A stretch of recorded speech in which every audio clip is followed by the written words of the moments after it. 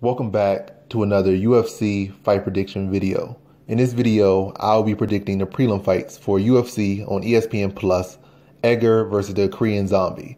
So without further ado, let's get to our first fight on the prelims and our first fight on the card. So in our first fight, we have in the bantamweight division, Alan Ting Heili versus Ryan Benoit. So looking at this fight right here, I really don't think Alan Ting is really UFC caliber. He came in, I don't know, with like a regional fight or something, and just because he was a regional fighter, he got brought on. I don't think his skills match. I don't think his resume matches up to be here. Ryan Benoit is a solid fighter. He kind of had his ups and downs, but he's a very talented fighter, still pretty young in his career. Well, not young in his career, but like age-wise and still like I don't think quite in his prime yet with a lot of talent and stuff. And he's definitely UFC caliber with some solid wins on the record. I think Ryan Benoit's hands are definitely real deadly, very sharp. And I think in the grappling aspects, he can beat Heili too. I think that's really Heili's only opportunity in this fight, maybe be able to take it to the ground, but I think Benoit can even out-grapple him, out-strike him, and beat him everywhere in this fight. And I really just think Ryan Benoit outclassed him from the start of the fight to the second round. I think he puts him away in the second round via TKO. So in this fight, I got Ryan Benoit via second round TKO. Now to our next fight, we have in the women's strawweight division, Miranda Granger versus Amanda Lemos. So look at this fight right here. You got two decently talented women's strawweight right here. But what I see in this fight, Amanda Lemos is a solid fighter, but I think she doesn't do that well with like in the physical aspects of fighting when people really get in her face and smother her. I think Miranda Granger could definitely do that. I think she could beat on the outside or on the inside, and she could definitely the more like what's called the physically stronger fighter between the two, and can definitely put on a style that's going to be a smothering, like like a bullying type of style against Lemos, and she pushes a higher pace and has higher accuracy with her strikes. And I think there's better grappling between the two, and I really think she's enforces her will on Lemos from the start of this fight to the end of this fight. I think she beats her in a decision. So in this fight, I got Miranda Granger via decision. Now to our next fight we have in the bantamweight division, Ronnie Barcelos versus Syed Nurmagomedov. So you got two solid fighters right here. Both undefeated in the UFC, I believe. It felt like Syed lost one fight, but he didn't actually lose that fight in the UFC. Kind of was given to him. But outside that fight, I think when he was at flyweight, and we came back from flyweight. I mean, we went back up to bantamweight, or he came up in weight. He just started really looking like, a solid prospect with a lot of potential once he moved away. At flyweight, he didn't look that impressive, but coming back up to bantamweight, he started to look solid. His speed was there, his timing, damage-wise. Matter of fact, he was like the full package. I'm not saying he's there yet, but he's definitely somebody to look out for. Barcelos on the other side came in the UFC with a lot of experience, a lot of wins over other interim prospects coming into UFC, a lot of big wins over those guys. And since he came to UFC, he's been undefeated, putting on a lot of amazing performances. So it's a solid fight right here. But how do they really match up? Syed is taller. Barcelos's a little bit more shorter and compact. I think Barcelos packs more power in his hands, probably harder leg kicks. But I think Nurmagomedov is more versatile in what he brings. He has a better, at least wrestling-wise, grappler. Between the two, Barcelos maybe submission-wise a better grappler, but as far as control and position, that's all Syed. And with the range, like his height and range and speed, I think Nurmagomedov could definitely cause Barcelos a lot of issues. I think Barcelos, what he does a lot of times when we fight faster fighters than him, is like he kind of wears on them. But against a guy like Syed Nurmagomedov, where he, like I said, he has that other avenue where he can mix in wrestling out of grappling. He's long, he's fast. It's not like he can just wear him down, chop him down the same way he can do these other fighters. So despite his speed and his strength and his striking ability, I think Syed can really neutralize a lot of what Barcelos does best. And even some of these fights that weren't against somebody of Nurmagomedov's skill and talent, he was kind of behind on scorecards before and had to catch his opponent later in the round and later in the fight and wear him down. But I don't think Syed's gonna give him that much opportunity. Like I said, he'll be able to mix in the takedowns and really kind of stunt Barcelos, his pace, his momentum, and his, stunt his momentum from really ever getting going and getting his pace and setting his, set into his comfort zone in this fight. I feel like Nurmagomedov going to keep him uncomfortable in this fight. It's still going to be a exciting, real close competitive fight, but I think Nurmagomedov never going to allow him to really get into his zone, I would say.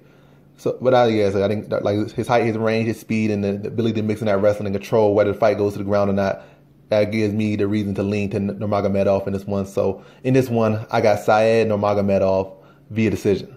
Now on to our next fight we have in the flyweight division, Alexandre Pantoja versus Matt Schnell. Those fights are very good. Matt Schnell has been getting slept on a lot recently, but he's been putting a lot of opponents to sleep. And I've been one guy sleeping on him, and I'm going to say I'm going to sleep on him again. But this guy is very dangerous, very slick, some very underrated boxing, very smooth footwork, questionable chin at times, but skills are definitely nothing to sleep on. He has some solid striking, solid grappling. He's a full, well-rounded killer in this division and in this sport of MMA and in this game. So don't sleep on that guy, but I feel like in this fight, Pantoja isn't like all around just the better striker in this fight, but I feel like his striking, his grappling, and his physical, it's like his attributes, like being a physically bigger, stronger fighter, I will allow him to, muscle Schnell around in the clinches and those physical exchanges. Schnell is sneakily technical in the ground, but I feel like Pantoja is a better grappler. I feel that way. I feel on striking, Schnell is a little bit of a better striker in a way with his boxing wise, but I feel like Pantoja with the kicks in the full limit game with elbows and the clinch is better there, but I feel like with the boxing, Schnell is definitely better. With the angling, Schnell is definitely better. Like I said, I feel like Pantoja can make this fight smother and be in his face and really not allowing Schnell to box and taking him down and just being on top of the whole fight. Like I said, it's been that bigger physical fighter, not letting Schnell to be slick and sleek and slip around the ring and jab and mix up angles and come over the top and do stuff like that. He's not gonna. Schnell can definitely do that, but I feel like Pantoja's gonna be on him too much to really allow Schnell to really get into his groove of his game and start, like I said, let his slick boxing flow, like the stunning his flow, bend his face, smother him, and not allow him to have that range to be as smooth as he wants to be. And I think he eventually wears him out and TKOs him in the third. So in this fight, I got Alexandre Pantoja via third round TKO. Now on to our next fight we have in the lightweight division, Hyun Ma versus Omar Morales. So look at this one. I'm really going to see quick to this one. I think Hyun Ma is a solid fighter. He kind of had an up and down career in the UFC, or more downs than ups, or a mixture, 50-50, whatever you want to say it. And sometimes he looks like a solid fighter. He never looked like no world-class, world-beater fighter, but sometimes he looked decent enough. Like he really has all the skills. And sometimes he looks like a plotting and bar fighter at times. Well, so I'm definitely going to lean to Omar Morales, an undefeated fighter at 8-0. It's like Hyun Ma has been around longer. He should be the older fighter in this fight. Omar is actually the older fighter. He's 34, entering the UFC for his debut now. So that's kind of a questionable age. You could say you kind of want a guy to come at least around early 30s. He's not like he's in his late 30s, but he's like at that midpoint. You kind of want a guy to come around like at most like latest, like around that 30 prime and 20, late 20s maybe, not around 34.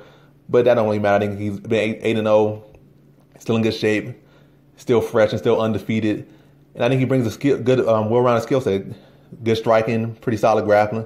I think he has a good smart, good fight IQ. He knows how to attack the legs, where to take the foot movement away. That's like Hyun Ma barely already has. He don't really have much foot movement. Attack the legs, they're gonna be there.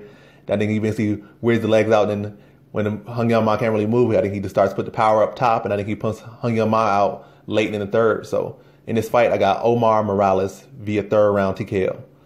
Now to our co-prelim headliner we have in the featherweight division, Seung-Woo Choi versus Suman Mohktarian. So this one's pretty straightforward. I don't think either of these guys are really that talented. I think Mohktarian pretty much was can crushing where, I forget where he stays or where he's from, but wherever his region and his circuit, he was basically just can crushing. And Seung-Woo Choi, I can't say he was can crushing because he kind of a can himself, but that's an insult. But that's how I see it.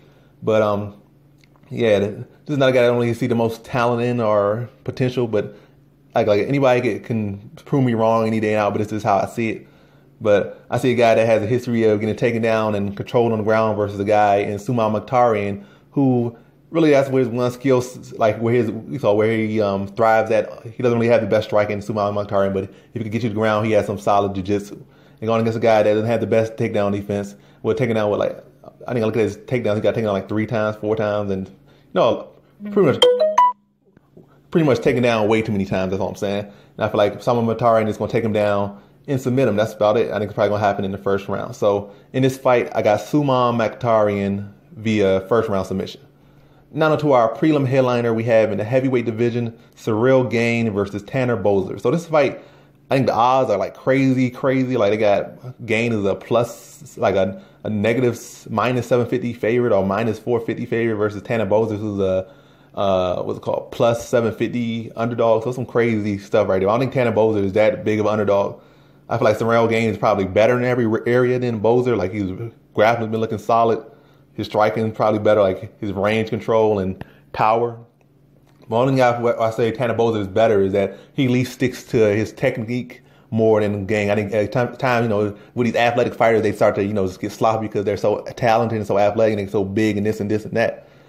But I feel like with Gane, he sometimes leaves these wide opening gaps in his striking at times that are unnecessary. Like a fight, say he probably could have finished earlier, he doesn't finish at that time because he's swinging these wide looping shots that he could have just set up with cleaner, shorter, sharper shots. But most of the time he is pretty clean and sharp, but at times he does get sloppy. And that's probably my one critique for him at the moment. Tanner Boser, like I said, the best thing about him is that he at least stays to his technique all the time. He might be a boring fighter, might not be necessarily the finishing, like highest finishing rate fighter, but he sticks to his technique all times, or for the most time, or at a pretty good clip. But so in this fight, basically I'm just saying, I still see Ciryl Gane is a better fighter in every area. Tanner Boser does have a good shot. He doesn't deserve to be that big of an underdog. Maybe it might be a good little sneak bet on him, but I'm leaning to Ciryl Gane heavy in this one, but not as heavy as those odds will say. But I feel like I say he's better everywhere. I just think he beats Tanner Boser to the decision. I think he's able to pick him apart from the outside, but they have still a relatively competitive fight, but with Ciryl Gane clearly winning the technical battle between the two. I think he just wins on a clear decision. I think, like I said, better in just every area than Tanner Boser. Two technical fighters, but I think Ciryl Gane just the more athletic. I'm not gonna say just athletic. He's just better in every area. Obviously, like you don't have to say it. It's obvious. He's better in every area. But two technical guys, this one guy just better. That's about it. I go more into it, but that's just the clear summing up right there. So in this fight, I got Ciryl Gane via decision. And that concludes my predictions for the prelims of UFC on ESPN Plus, Edgar versus the Korean Zombie. And as always, thanks for watching.